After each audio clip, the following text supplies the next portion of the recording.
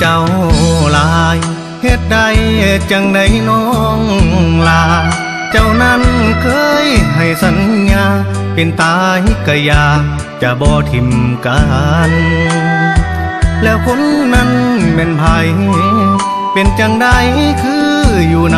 ำกันหรืออายหมดความสำคัญจึงให้เขานั้น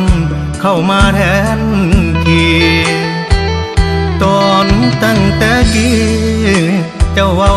ว่าฮักอายหลายจึงยกให้เจ้าหมดใจ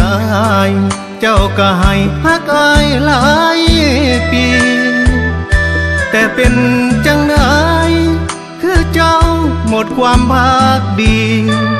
เจ้าให้เข้ามาแทนที่คือไอ้นี่หมดความสำคัญกอดกันลงโค้งไอ้ยืนงงหมดทั้งสิแกเป็นอย่างน้องจึงบ่แค่สายตาไอ้นั้นน้องกอดกับเขาไอ้กอดเขาเบิ่งเจ้ากอดกันไอ้คงหมดความสำคัญอยากถามจอมขวัญเจ้าเฮ็ดได้จังใดไอ้เงือใจเจ้าลายคือมาทิมไอ้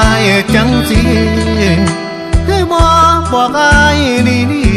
ๆก่อนที่จะทิมไอ้ไปคิดว่าเป็นน้ำเขาที่แท้เจ้า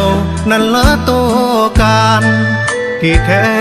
เจ้าคือตัวมันกำลังกอดกันไอเห็นตำตา